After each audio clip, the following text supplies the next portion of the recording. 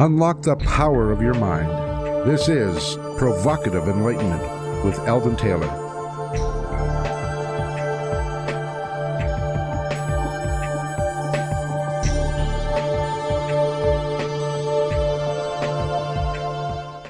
Welcome and thank you for joining us today. The next hour is devoted to learning something more, not just about the world of shoes and ships and sealing wax, but about how, what, and why we believe as we do. A time for the open-minded and a time for those willing to question what they think they know or what they may believe, those willing to be uncertain for an hour. I'm Eldon Taylor, and this is Provocative Enlightenment. All right, my partner Ravinder is here in the studio with me, so Rav, say hello to everyone, share your special message of the day, and tell them how they can involve themselves in a live chat. Well, hello, everyone. It is great to be with you. I know we've got a fascinating show coming up. Eldon has been going on and on about our guest book for quite some time. So we are in for some fun, and that's great to take our mind off of some of the stuff going on in the world. Now it's time just to focus on us and, as I said, enjoy ourselves, learn something new. If you would like to comment on the show during the show, do join us on the Facebook Provocative Enlightenment Radio page. You can simply do a search for Provocative Enlightenment Radio. You will see there we have the announcement for today's show, and you can chat to us there. I'm there, Andrea is there. So yeah, any comments or any questions that you have, please just pop them in there. Yeah, of course, especially any questions for our guest. All right, in this week's Spotlight, I want to discuss change. For over 30 years, I have listened to many people share their ambitions and goals, almost all of which would require some change if they were to be successful. Some desire to simply lose weight or stop smoking. Others long to enjoy happier and healthier lives. The majority of people also want more money. When I ask folks what is it they need to change in order to be successful, they address actions almost exclusively. Seldom have I heard, I need to change my thinking. Change requires a mental component, and we all know that. So why is it so ignored? I recently interacted with a team of rehab professionals within a hospital. They administer both a health education and exercise program, chiefly for cardiac patients.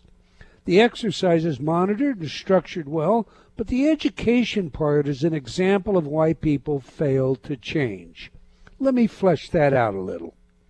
The goal of their educational program is to inform patients of the importance of taking their medications regularly, the type of medications, and, of course, the abuse potentials. They also aim to educate patients about food and diet, what foods to consume and what foods to avoid.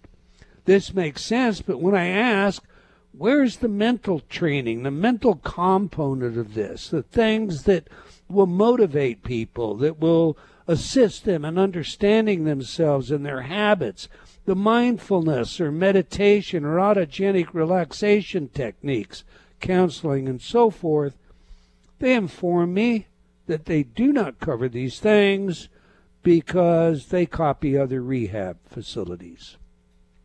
Okay, so think of it this way. One of the patients, when asked what he ate, responded, primarily hamburgers, because of my job. Now, I'm quite confident that this fellow already knew that hamburgers are considered junk food and not the best thing for you. The hospital team telling him that hamburgers were not good for him probably failed to provide him with any new information. They also totally neglected teaching him strategies to actually want to eat healthier foods, in addition to techniques that would empower his own innate self-healing abilities. So imagine a car, or any car. Now, you want your car to work well, but you have some driving habits that are hard on the car. You're either full on the gas or the brake. You're informed that repeatedly braking hard damages the braking system and can cause other issues with the suspension, etc. Follow this analogy a little further. The team of mechanics tell you how you should drive. Slow down. Don't punch the gas over and over. Change the oil often. Keep your fluid levels full. Check your brakes every 6 months. And be sure to have a thorough inspection of all engine, transmission, cooling, and suspension components performed regularly. Now, just assume that you're a very busy person, and doing all those things is not quite as easy as it sounds. However, now you have all the information to properly care for your car. Does that mean you will? Indeed, how many of you actually do take this sort of care of your car? What kind of mind training would it take for you to prioritize this kind of care for your car? The body is much more than a machine. It requires care that is more demanding than that of a car. We know what the healthy foods are. We've all been told to eat our fruit and vegetables, to avoid fats, and so forth. We know smoking is very damaging to the body. We know that obesity underlies many forms of illness. We know the many advantages in regular exercise. We're all aware of the dangers inherent to excess stress and so forth. So why isn't there a mental component, a mind training aspect to help the cardiac patients? There is too little, if any, emphasis placed on the importance of conditioning your mind to support your goals and ambitions. With a little thought, we know that it is our mind that enables our success, and yet most invest little, if anything, in training their minds to support them. Indeed, just a little bit of a careful thought will tell us that the problems lay not in knowing what we should do, but rather in the mental processes that stop us from achieving these healthier behaviors. Therefore, the real problem rests in the mind. It's not about knowledge. It's about how we use it. I would be willing to wager that the hamburger-eating cardiac patient will do little to really change his situation. He may restrict, for some bit of time, his consumption of hamburgers. But sooner or later, the idea that, well, it's just one hamburger, or look at how many people eat hamburgers, will creep in and undermine whatever resolution he may have made about hamburgers. Think about your own life. How many things are you doing that are not in your best interest, and ask yourself why? Perhaps seriously asking yourself this question may provoke a new dedication in doing something meaningful about changing. We spend so much time on conditioning everything, how we look, how we dress, except our minds. I hope so. But it's you that must make the change that you're seeking. My thoughts anyway. What are yours, Ravinder? Oh, I think that's interesting. I mean, it is so obvious to us. There are all of these different areas where we're all aware of what we're supposed to do. It's like trying to drop those few pounds. You know, we're aware that exercise more, eat less, blah, blah, blah. But why we don't action it? You know, well, that stuff does all rest in the mind, and that's what you have to look at. I find it interesting. Our guest today has got some brilliant insight into how we can work on understanding ourselves and perhaps changing some of these self-destructive patterns that we may have lived with. All right, let's go to today's show, The Unconscious, with our special guest, Dr. Joel Weinberger, professor in the Derner School of Psychology at Adelphi University. Dr. Weinberger completed his postdoctoral work on human motivation at Harvard University. He is a fellow of the Association for Psychological Science and of the American Psychological Association. He has authored or co-authored approximately 100 publications. His research on the unconscious and unconscious processes has been recognized with the Ulf Kragh Award from the University of Lundh, Sweden. His new book, The Unconscious, is the best I have ever read. You're going to want to get this one. All right, on that, let's get him in here. Welcome to Provocative Enlightenment, Professor Weinberger. Thank you, Eldon. It's great to be here, and thank you for all those kind words. They are well-deserved. I cannot tell you, and I'm not exaggerating this, Ravinder, How many tabs have I got on this book? I'm not any good with zeros, you know that.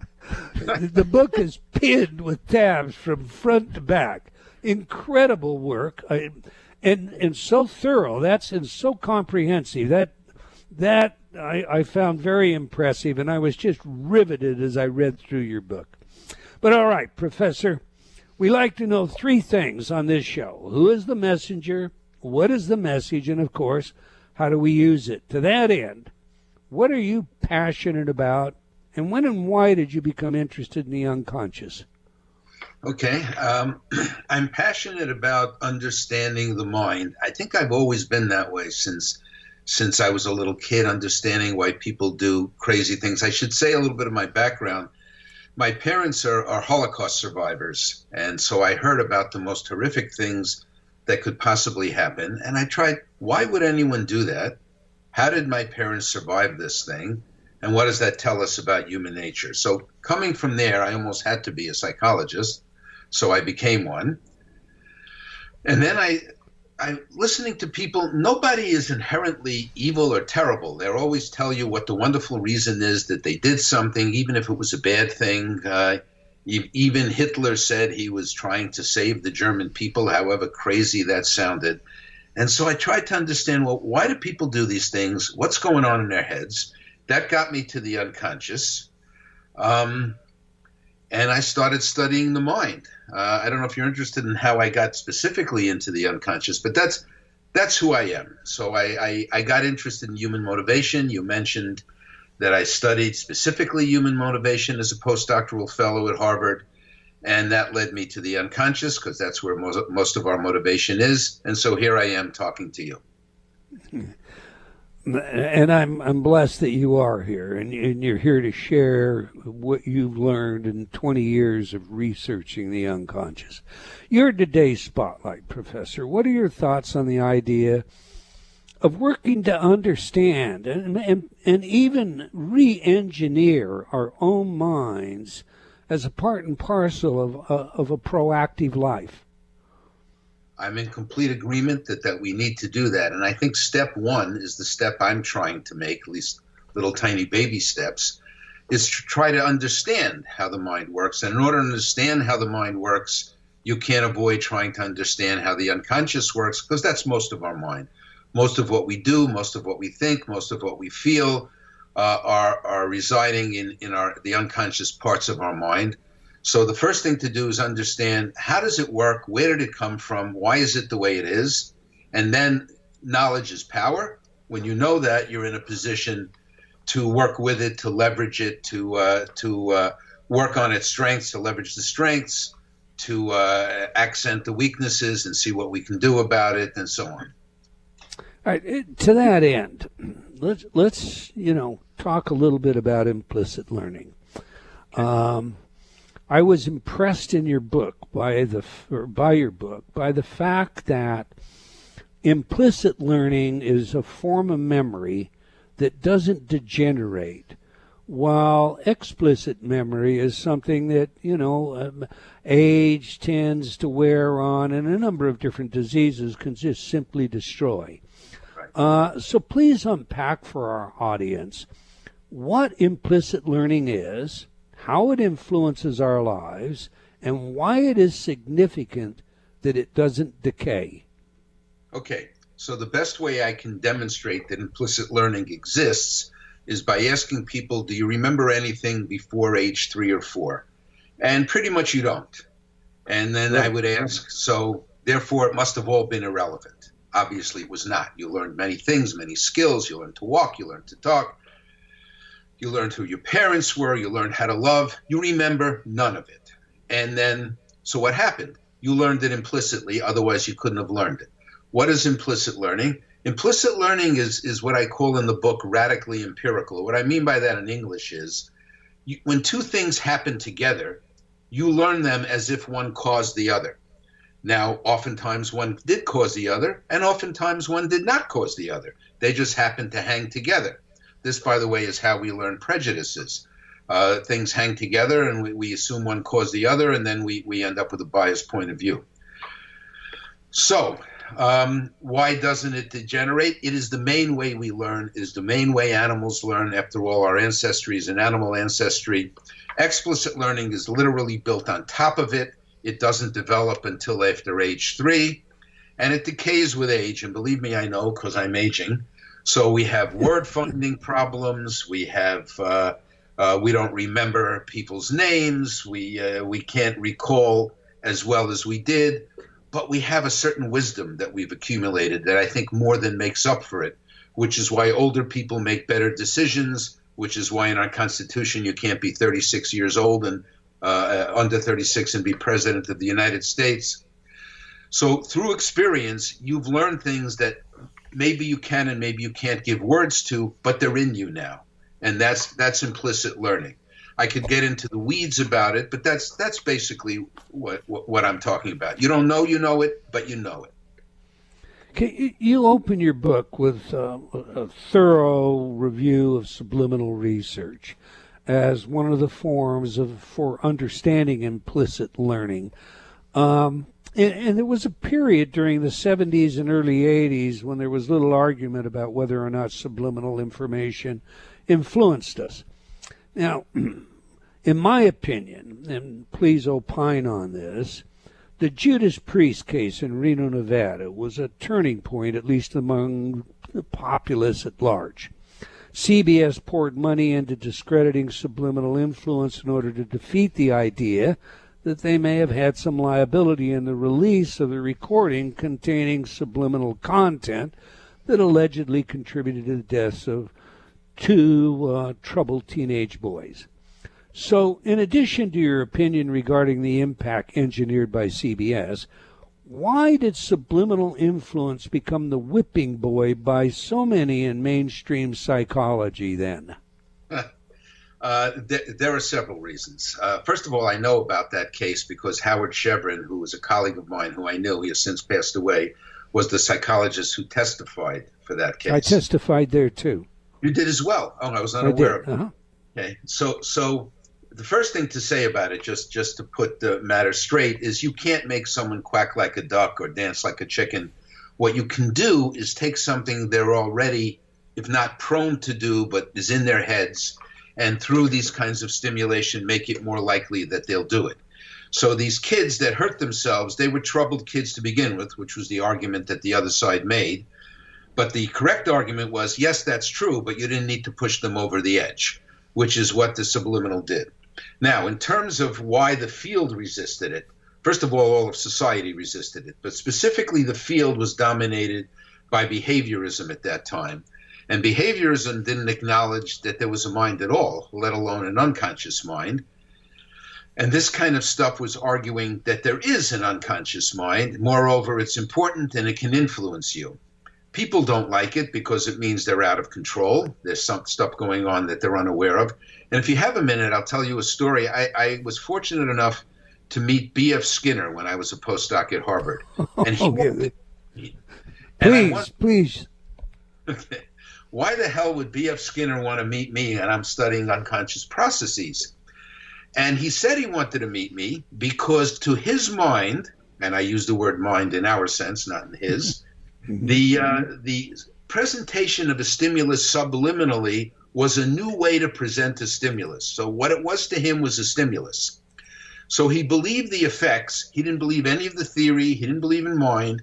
But he believed if you present a stimulus under certain special conditions, which you and I would call subliminal, it could have an effect on somebody. I was frankly stunned at the wordplay, but we had this discussion. So I think that he was among the more open-minded behaviorists. The closed-minded one says, there's no mind, so how are you influencing it? And the way they got rid of the subliminal research was by finding methodological flaws in the research. And there's methodological flaws in everything. Nothing is perfect, so they'd find it. I think I detailed it in the book, and then it became a race to undo the methodological flaws, and then it became uninteresting and boring, and then finally the zeitgeist won and got rid of it. And thanks to people like you and attention researchers and people like Howard Chevron, it came back, and then it entered the public mind in the way you acknowledge. By the way, I had an experience of this sort. I hope I'm not talking too much. During please. The 2000 election, George Bush was running for president and put out a subliminal ad where he had the word rats over Gore's picture. Right. And he got caught. And the first thing they said was it didn't happen. So they slowed down the ad, and there it was. So the second thing they said was, well, it was us being artsy and dividing the word Democrats into democ and rats. It really wasn't rats. And then the third thing they said is, well, subliminal doesn't work anyway, which is where you started. So I did a study along with Drew Weston where we presented the subliminal word rats to people, and then we had them evaluate somebody who was kind of neutral. It was a guy in a jacket and tie, young man. And lo and behold, the word rats led to more negative evaluations of the person, which demonstrates that it works and that what they did could have worked. So this disparaging of subliminal is still going on, is what it boils down to. You know, a lot of people are under, let me back up. I've quoted that study from Adelphi several times in interviews that I've done myself. It was very well done, an incredible contribution, I think, to understanding. But, you know, when you talk about that, people say, well, it's illegal. They can't do that. You know, most people are under the assumption that they're protected from subliminal manipulation in the media, etc. And they fail to recognize that, well, okay, there's an FTC code, but this particular example you gave, the DNC pursued it as far as they could, and that was nowhere. No penalties, no fines, no anything. Comments on that, Professor?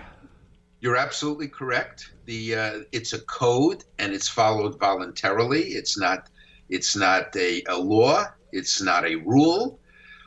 Plus, of course, subliminal stimulation in a broad sense goes on all the time. You see a car ad, and a beautiful woman steps out. I'm going to assume when you buy the car, you don't get a beautiful woman that comes with it. What they're doing is unconsciously pairing an attractive person with the product so that you associate them together. This goes on all the time. Politicians do this all the time. They change the term inheritance tax to death tax because there's nothing wrong with being taxed on your inheritance. After all, you didn't earn it. However, to be taxed after someone died, that's just awful. And so these kinds of associations are going on all the time. They're not technically subliminal, but they're below the level of consciousness, and they're affecting us. Yeah, well, I think, you know, the old argument is if you control the definition, you control the argument. And we see a lot of that going on in politics today.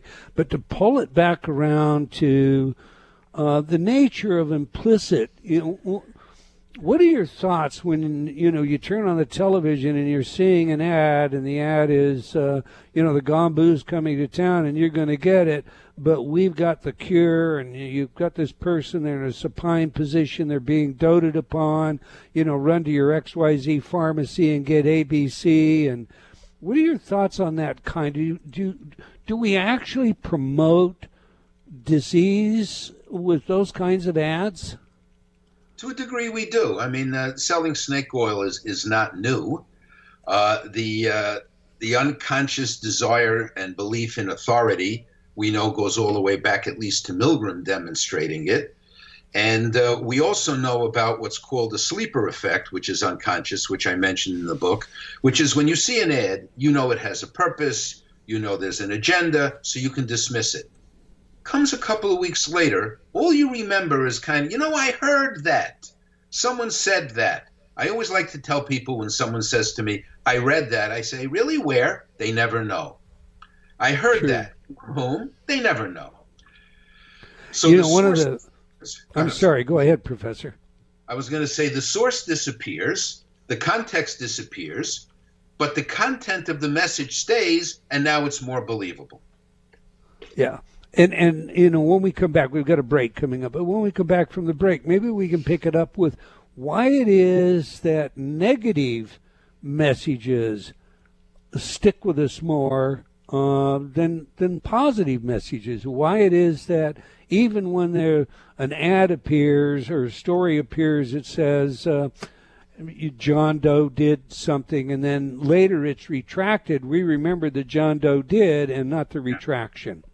Sure. We're speaking with Professor Joel Weinberger about his work and book, The Unconscious. You have to get this book. It is a fascinating read. And if you care about understanding yourself, this is the manual that will help you do that. You can learn more about our guest by visiting his website at Implicit Strategies, one word, implicitstrategies.com. Okay, please stay tuned. We'll be right back. You're listening to Provocative Enlightenment with Eldon Taylor. Change has never been easier. Whether you wish to lose weight, stop smoking, build better relationships, become creative, enjoy ultra prosperity, or simply relax and promote self-healing, InnerTalk has been repeatedly demonstrated effective in the most rigorous of scientific studies. Our customers love InnerTalk. Sean wrote, "I have struggled with bulimia for over 30 years and have never been able to lose weight without restoring to it until I used InnerTalk." Vicky wrote, "My hubby has been using the Stop Snoring CD and already his dangerous and raucous snoring levels have stopped." Celeste wrote, "I recently graduated from Taft Law School with honors. I'm writing to tell you how much your InnerTalk CD, Excel in Exams, has helped me. With over 300 titles to choose from, there is something for everyone. Check it out today by going to innertalk.com. Welcome back. If you just joined us, we're chatting with Professor Joel Weinberger about his work and book, The Unconscious. You can learn more about our guest by visiting his website at implicitstrategies.com. Okay, every week we ask our guests for their favorite music that has some real meaning to them. Music psychology is a field of research with practical relevance in many areas and a hobby of mine. So, Professor, you chose Yesterday by the Beatles. So tell us, why is this music important to you, and how does it inform us about who you are? I'd forgotten, so I'm laughing to myself. Well, there's an historical reason. I was a little kid when this music came out, and I remember the Beatles coming out, and I was jealous of them. You know, all the little girls loved the Beatles, and the little boys, and I said, who the hell are they, and so on. But I watched them on the Ed Sullivan Show at that time, like everyone else, and they were singing "She Loves You," yeah, and I didn't care. And then they had a segment where Paul McCartney came out and sang Yesterday, and I got it. I said, wow, that's beautiful. I didn't get so much I'm going to say the song grew on me. So it became part of my childhood. It transformed me into an appreciator of this group, and I became a huge fan. And then as time went on and I got older, and we all get older, I realized the profundity of this song, that as you get older, you look back and you think about things, and now the song has a totally different meaning to me. I was carefree. I wasn't, but it seems now as though I were when I was a child. It's a song that's relevant for when I do psychotherapy. Your problems seem more real now than they did then. And I think it's a very deep and profound song, and it's hard for me to believe that Paul McCartney wrote that in his 20s. But that's basically what it means to me. It's incredible.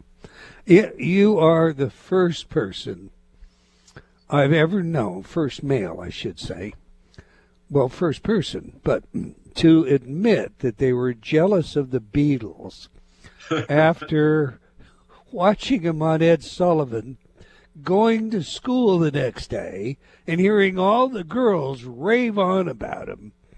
I thought that was just me. I was alone in the world. So it's relieving to hear that you too were jealous, and I assume you didn't like them because of that initially. Exactly right. And it was this song that turned me around. That's crazy. I didn't like them because all the girls liked them. I wasn't even that knowledgeable that I like girls, but I knew I'd rather have them admire me. Okay. Before the break, we mentioned, or I mentioned, the power negative information has, and we seem to prioritize that. What is that about? How come? Okay, so our minds, like our bodies, evolved to help us survive in a certain environment. And the environment was what's called now the Pleistocene era, and we're on the African savanna. And if you think about survival in a hunting-gathering type of a society with little or no technology beyond primitive tools, if you miss seeing food, you'll go hungry. If you miss seeing the leopard, you become leopard lunch. It's over for you. So our minds evolved to focus more on the negative because you can't miss that. To miss it is to die. To miss the positive is to be deprived. So, for example, you gave a couple of examples. I'll give another. You're driving on the highway and there's an accident and traffic stops on. Everyone gets angry. Why are they all stopping to look at this? And then you stop too and look at it. Whereas if you're driving on the highway and it's a beautiful fall day and all the leaves have turned color, you drive right by. We're built for that. And that's the reason we're built for that. All right. Many people, Professor, think of a separation between conscious and unconscious processes. And there are a lot of popular assertions that often insist, metaphorically at least, that the conscious mind is the tail and the unconscious is the dog. Your work suggests that the two are involved together much more than this simple metaphor suggests. Please unpack that for us. Thank you for asking that, Eldon. I think that's central to the book. There's no such thing, in my opinion now, having done the research, as a pure unconscious process or a pure conscious process. They both contribute to everything, but to different degrees. I'll give a very simple, we're having a conversation now, and we're conscious. You're talking to me, you asked a perfectly coherent, rational question. Hopefully I'm just as rational and coherent in answering you. Where'd those words come from that you used and that I used? Did I consciously choose them? No. They're just kind of coming out of my mouth and they're coming out of your mouth. So there has to be an unconscious process going on at the same time as the conscious process is going on, but we just don't notice it, which is kind of the definition of unconscious. We tend to call something unconscious when it seems like we don't know where it came from. But even the things that are obvious have an unconscious component. And even when you get a subliminal stimulus, which they'll call pure unconscious, they then ask you to respond. Well, you're responding consciously. So there's no pure process. Everything is a mix. Everything is all jumbled, which makes everything more interesting, but also more complex. I hope I've explained it okay. Yeah, that's great. That's really good. I've interviewed a number of leading scientists that argue there is no such thing as free will. Indeed, I will not name him, but a very prominent man whose face appears on the cover of many magazines, scientist, says free will is an illusion, with a little bit of a giggle at the end of it. What are your thoughts on this? I think that we have less free will than we would like to believe, but that it does exist. I mean, for God's sake, in physics, there's uncertainty in the Heisenberg uncertainty principle. So somehow in human beings, we have absolute determinism. That's crazy to me. So there's something going on that's not determined 100%. And by the way, I think if we understand ourselves better, we increase that amount of what you're calling free will. I don't know if there's a term for it, but it has to exist. Otherwise, everything would be certain. And starting with the Big Bang, you and I are talking here as an absolutely determined aspect of the fact that the universe started. To me, that's crazy. So there has to be something. I don't understand it. I don't pretend to understand it, but it clearly exists. There's a statistical uncertainty, if nothing else, in our behaviors and our thoughts. There is choices that we make that I don't think are totally determined, and so on. So I don't know who this guy is on the cover of Time magazine, but God bless him. Okay. Well, he's been on our show, and those people that have listened to the show will know who he is. But let me try something by you. When I'm asked this question, how I basically think of it this way, and so I'm gonna put a model out there and pick it apart, throw it away, whatever. But we all have the defense strategies that have occurred because of the various necessities we have to fit in and belong to the herd and be respected, etc., and so forth. And in order for those strategies to work, they're unconscious by definition. And we all have avoidance techniques, also part of our strategies, but in the sense that there are things we enjoy and things that we don't enjoy, and we all have biases. And those biases, they exist in our unconscious as a result of everything from entertainment to our real life experience. So, a hoodie may mean something to one person, it may mean something to someone else in an entirely different culture, but nevertheless, even something as simple as a hoodie is going to contain a definition attached to it that signals some meaning and maybe even some emotional component. And these things exist essentially in our unconscious until and unless we get them out of there, and as Freud said, up and on the table so that they're not controlling our lives. So, in my mind, your book, the kind of training that you do, is a way to get this up on the table. Once I get it up on the table, once I change these definitions, or recognize these biases and begin to re-engineer them, then I gain added, as you put it, free will. I gain it because I'm no longer reacting without giving any thought to what it is that I'm doing. Does that make any sense as a model? Yes, it does make a lot of sense as a model. So let me elaborate why. So defense mechanisms, a couple of things. You mentioned bias, you mentioned defense mechanisms, they're related. So bias, we've learned implicitly. We talked about implicit learning. In order to get rid of that bias, we have to know we have it. So as you put it, it has to be put out on the table. In order to get rid of a defense mechanism, the way I do this in psychotherapy is I tell the person, this worked for you. That's why you're doing it. You learned it, it worked, but it's no longer the best strategy you can use. It was great when you were 10 years old, 8 years old, 14 years old, whenever it was you developed it. It was the best you can do. You have many more resources now. You need a better strategy that would be more adaptive and help make your life better than it now is, because you wouldn't be seeing me if your life was all it could be. So, okay. Now it's on the table, okay? And now we have the free will that you described. But I think there's another step. You have to learn the new coping strategy. And there's a concept in my book called automaticity. The old coping strategy, the defense mechanism, the bias, whatever it was, you've practiced it so many times, it's become habitual to you and unconscious and uncontrollable to a certain degree. Now you have this new strategy, but it's new. You've never tried it. You need now to practice this new one and make that automatic. So the expression I use in my book is first make the unconscious conscious, which is what you described.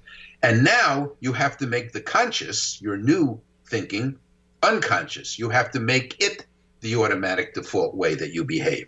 So you make the unconscious conscious, you exercise your free will and make a choice, and now you practice your new, more adaptive behavior till it becomes automatic and unconscious, and you're good to go. A lot easier said than done, but basically that's it. Right. Well, and we have our lifetimes to do that. Otherwise, we're living an automatic form of counterfeit to who we might otherwise be. At least those are my thoughts. Couldn't agree more. There's a lot of pioneering work going on today, Professor, about various elements of the brain-mind interface in the neuroscience fields. Right. So we see fMRI being used while people are making decisions and so forth, and there are those who have shown, in fact, there are several studies now that show that a fMRI tech can actually know what you're going to decide in the confines of their experiment before you do. All right. But recently there was a new study that was published just this past month in the Journal of Neuroscience, where they used electroencephalography to determine if participants had a bias. The interesting thing to me about this was, according to the researchers, the bias was measured by the strength of alpha waves. They concluded that weaker alpha waves meant resisting the bias, while stronger alpha waves indicated succumbing to the bias. So I've got a two-part question for you, sir. First, what are your thoughts on this sort of investigation? And second, what have alpha waves got to do with decision making? Okay, I'm not familiar with that particular study, so I'm going to answer that more general. You obviously know more about it than I. But I'll say this, that there's a lot of neuroscience comes with assumptions also, that there's this part of your brain does this and that part of your brain does that, and then you kind of find what you're looking for, so to speak. So I'm going to look for bias, I'm going to find bias. I'm not sure what alpha waves have to do with anything, whether they're stronger or weaker. I know that there's some old research on meditation that shows the importance of alpha waves. And I believe in meditation, so I'm believing that alpha waves are important. In terms of understanding things in terms of neuroscience, I think that's one way to understand things. And I write in the book about 3 neurocognitive models of the mind, but they kind of conflict with each other. We don't know really how the mind and the unconscious mind works. Is the mind one big general processor that just everything happens at once? We know that everything happens in parallel anyway. Are there different parts of the mind that don't talk to each other? Or is it a combination? And I think it's the latter. It's a combination. It's a theory called neural reuse that says you got to build on what you have. You're not going to just evolve a new piece of the brain for every new task you have. So you build on what you have.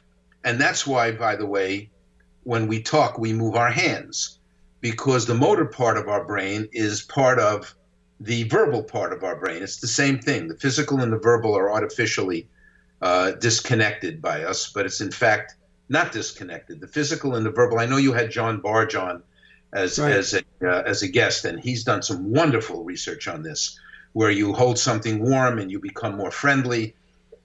That's because the same part of the brain that does physical temperature does emotional warmth. So what we need to do is understand how the brain works in a more general way, rather than come in with a pre-existing theory. So I have problems with some of these MRI studies that are going to look for the locus of bias.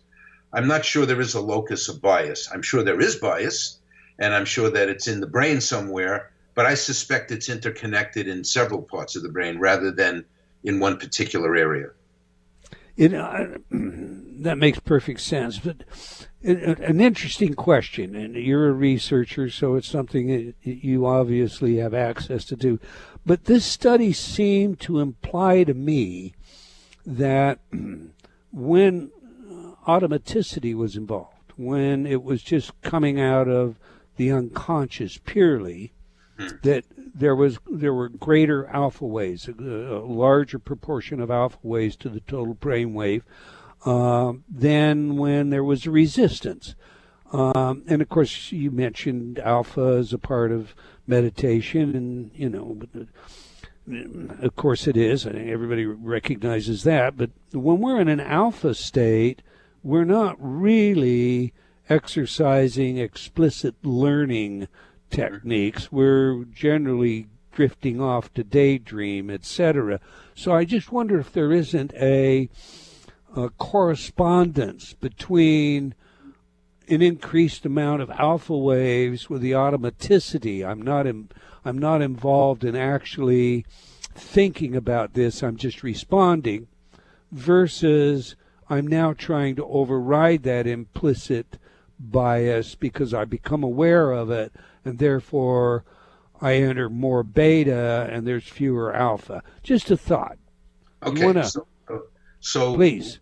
At the level of when you're not thinking about something and you're running on automatic, are you more likely to show bias? Yes.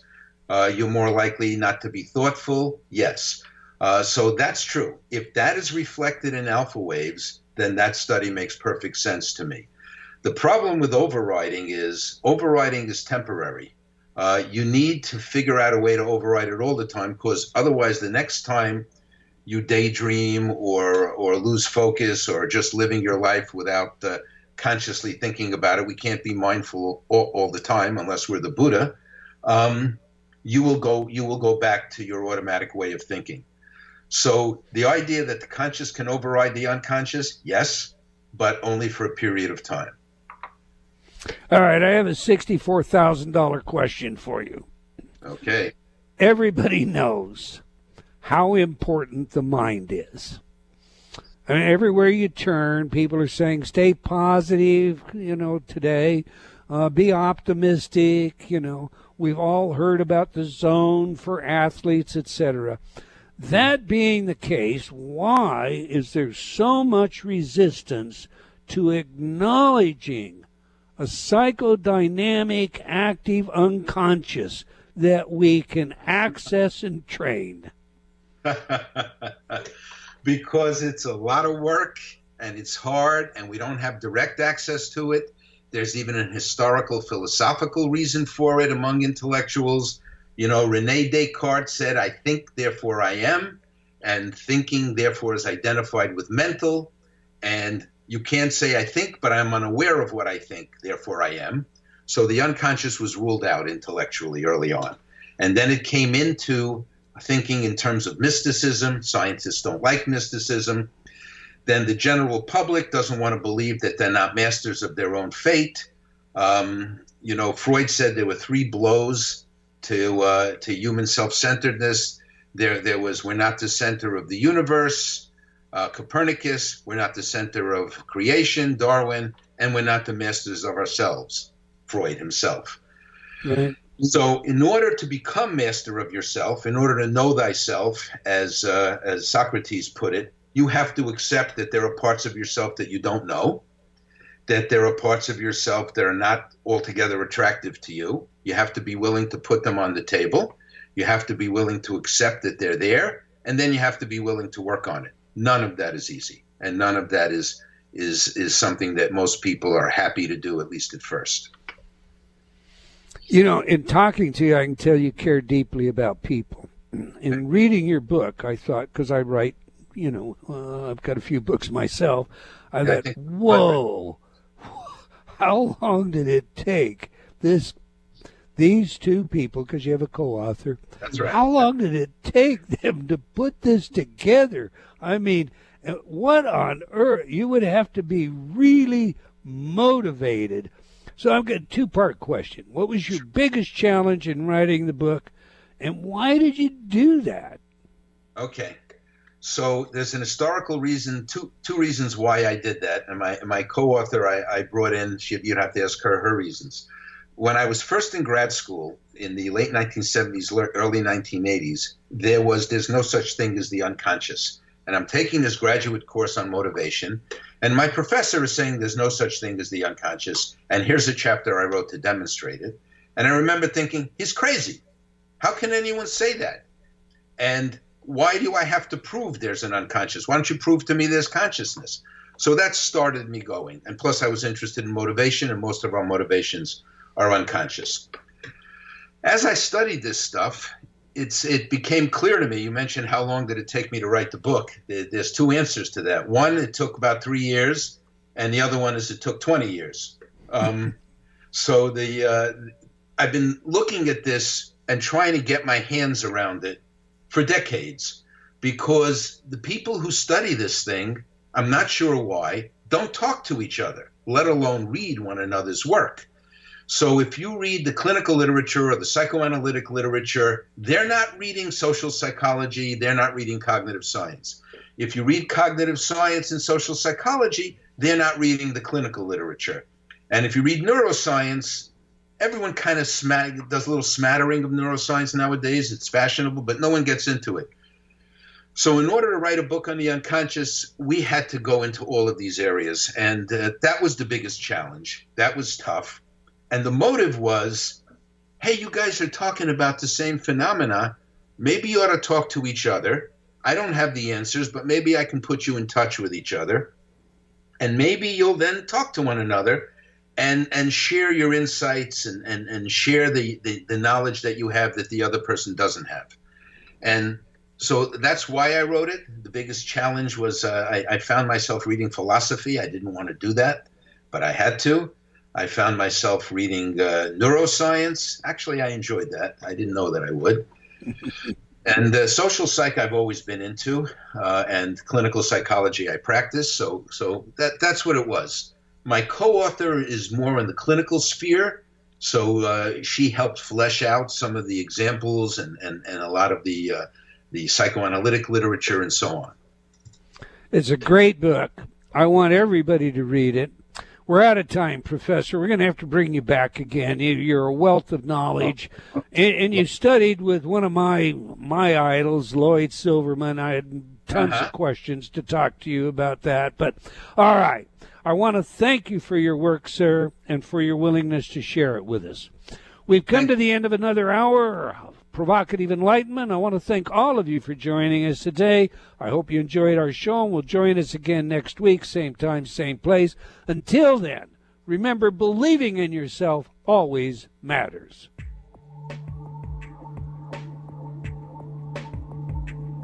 Provocative Enlightenment has been brought to you by Progressive Awareness Research and other sponsors. Provocative Enlightenment is a syndicated show and appears on other networks. For a schedule of show times, visit provocativeenlightenment.com. If you're interested in becoming a sponsor, write to Eldon at eldontaylor.com.